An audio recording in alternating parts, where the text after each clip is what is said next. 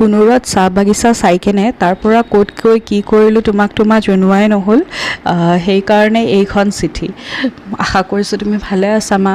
আৰু প্ৰিয় বন্ধুসকল, আপোনালোকে যোনে প্ৰথমবাৰ মোৰ চেনেলত আহিছে, এইজনী মই মামানৰ মাক আৰু এইটো মোৰ মামান।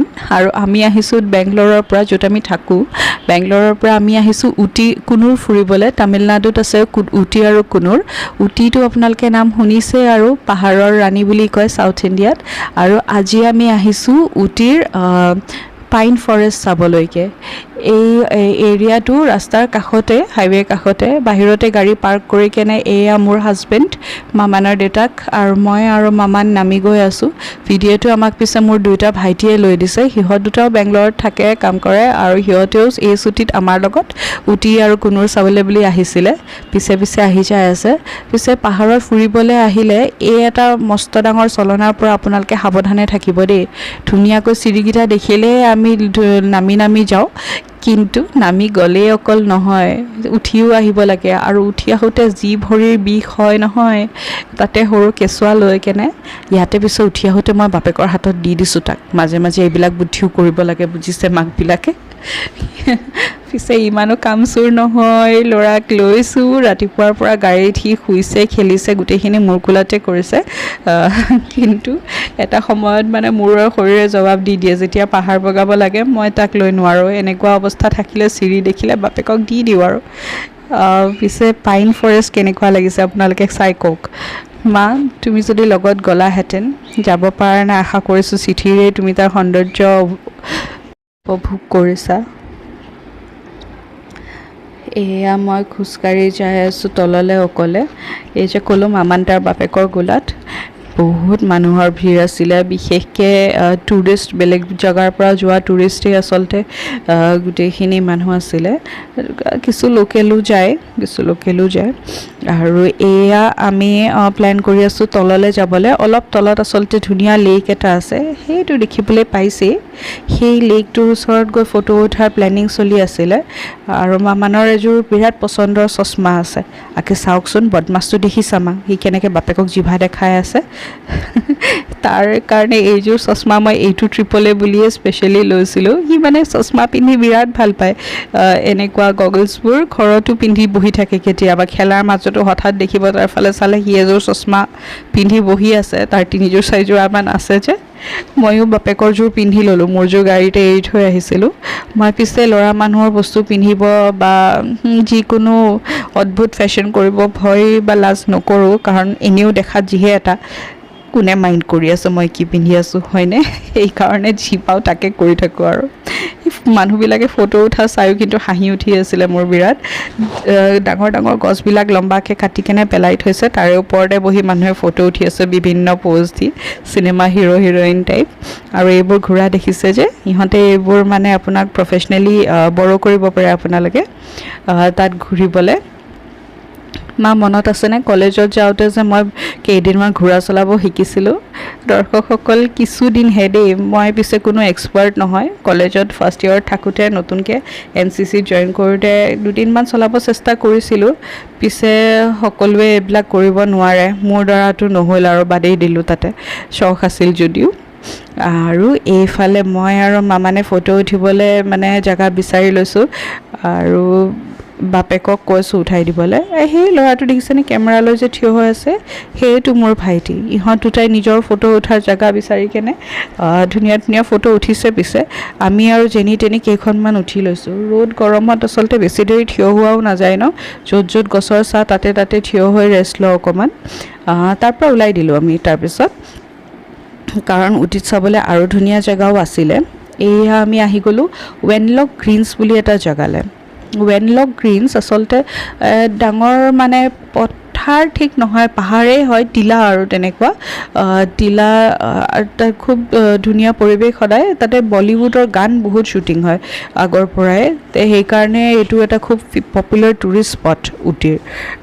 উটিৰ ৱেনলক গ্ৰীণছ চাবলৈ গ'লোঁ। তাৰে পাৰ্কিং স্পটত বহুত ঘূৰিলোঁ, যেনে সেইদিনা ভাল পাৰ্কিং স্পট এটা নাপালোঁ তাৰমানে আমাক লাগে চাহ কাৰণ জানেই ৰ'দত গাড়ী থ'লে ভিতৰত কেনেকুৱা এটা গৰম ভাৱৰ সৃষ্টি হয় সেইকাৰণে মানে বহুত জেগা বিচাৰিলোঁ ক'ৰবাত যদি চাহ আছিলোঁ তাতে আছিল তলত ডাঙৰ শিল সেইকাৰণে পাৰ্কিং এৰিয়াটোৰ পৰা ওলাই কিনে মেইন ৰাস্তাতে আমি গাড়ীখন ৰাখিলোঁ ধূলি কেনেকুৱা দেখিছেনে বহুত ধূলি আছিলে আমাৰ ইয়াতে পিছে বেংগালোৰত যোৱাকালি বৰষুণ দিলে এতিয়া আপোনালোকৰ তাত বৰষুণ দিলে নাই মোক জনাব নিশ্চয় কমেণ্ট কৰি আমি আহি পালোঁ ৱেনলক গ্ৰীণছ তাতে টিকেট কাটিবৰ কাৰণে লাগে কেছ UPI নলয় সেইকাৰণে আমি এখন ডাঙৰ নোটে আছিলে আমাৰ তাত গতিকে 500 টকীয়া নোট ভঙাবলৈ আহিলোঁ দোকানত আৰু মামানক এটা জেমছৰ টেমা কিনি দিলোঁ জেমছ নাখায় তথাপি কিনি দিলোঁ আৰু যাতে পইচাটো পাওঁ তো সেনেকৈ পইচাটো লৈ টিকেট কাটি এইয়া সোমাই গ'লোঁ ভিতৰত আমাৰ লগত থকা ডেকা ল'ৰা দুটাৰ জোচে বেছি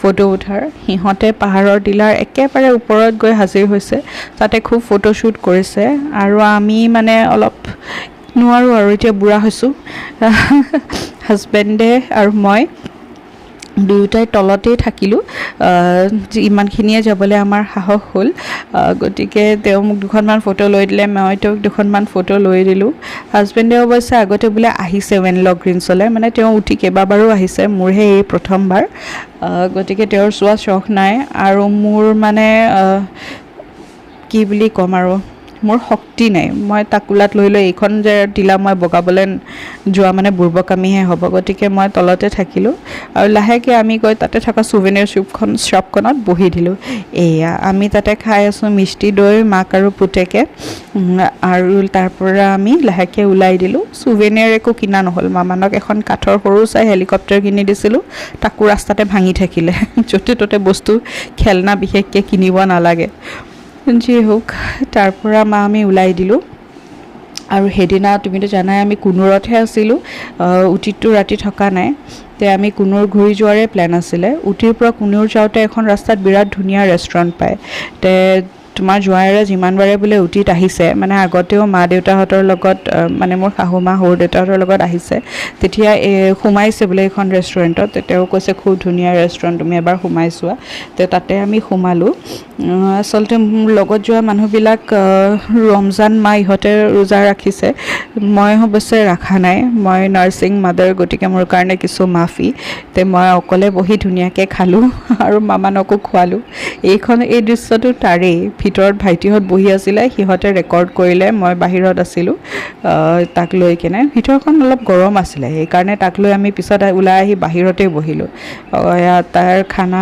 টিফিনত যে দেখিছে এইখিনি তাৰ খানা আমি মানে মাইক্ৰ'ৱেভ কৰিবলৈ তাতে ৰিকুৱেষ্ট কৰি দিলোঁ এনেকৈ আমি বাহিৰত গ'লে তাৰ খানাটো লৈ যাওঁ ৰান্ধি কেনে মাইক্ৰ'ৱেভেবল টিফিনত লৈ যাওঁ আৰু ৰেষ্টুৰেণ্টবিলাকত ৰিকুৱেষ্ট কৰিলে তেওঁলোকে ইউজুৱেলি হিট আপ কৰি দিয়ে বাচ্ছাৰ খানা ঘৰৰ পৰা লৈ যোৱা 5-6 ঘণ্টা হৈছিলে গতিকে খানাটো তাতে হিট আপ কৰাই দিলোঁ আৰু তাক মই খুৱাই দিলোঁ ময়ো খাই ল'লোঁ তাৰপিছত আমি ৰাওনা দিলোঁ কুনুৰ অভিমুখে কুনুৰ গৈ পাই কেনে আমি যিটো হোমষ্টেত আছিলোঁ তাৰে পৰা অকণমান আগতে মাত্ৰ 4-5 কিলোমিটাৰমান হ'ব তাতে এটা ধুনীয়া ভিউ পইণ্ট আছে ডলফিনছ ন'জ ভিউ পইণ্ট বুলি কয় সেইটো তালৈকে গৈ আছিলোঁ সেইটো আবেলি 5:30 বন্ধ হোৱা কথা নে 6টাত তে আমি মানে কোনোমতে গৈ পাইছোঁ আৰু বন্ধ হোৱাৰ 5 মিনিট আগতে গৈ পাইছোঁ আৰু তাতে হাৰ্ডলি 5 মিনিট সময়ে কটাইছোঁ কিন্তু যাই পোৱা ৰাস্তাটো চাই মানে মন মুগ্ধ হৈ গৈছে একেবাৰে এই যে বেগুনীয়া গছবোৰ মন কৰিবাচোন মা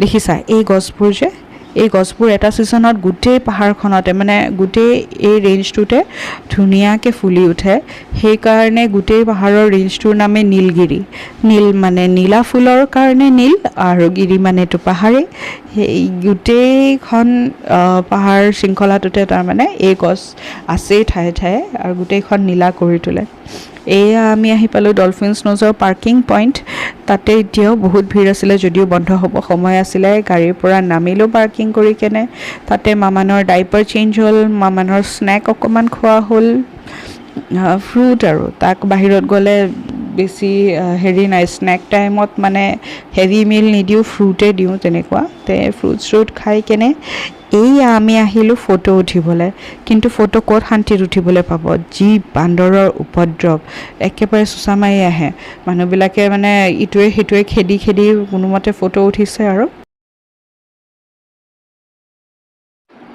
কেইখনমান আমিও উঠিলোঁ ইয়াতে মই সেইকেইখন ফটো তোমালৈ লগাই দিছোঁ মই চিঠিৰ লগতে আশা কৰিছোঁ তোমাৰ ভাল লাগিব আৰু আশা কৰিছোঁ তুমি ভালে থাকিবা লগতে মোৰ প্ৰিয় বন্ধুসকল আপোনালোকেও ভালে থাকিব পুনৰ আৰু এখন চিঠি আপোনালোকক পঢ়ি শুনাম মালৈ লিখা যেতিয়া আমি উটিৰ পৰা বেংগলোৰ যাম ৰাস্তাত চাই যাম বান্দিপুৰ ৱাইল্ড লাইফ চেংচুৰী আজিলৈ এইখন চিঠি ইয়াতে সামৰিছোঁ আশা কৰিছোঁ মৰম দিব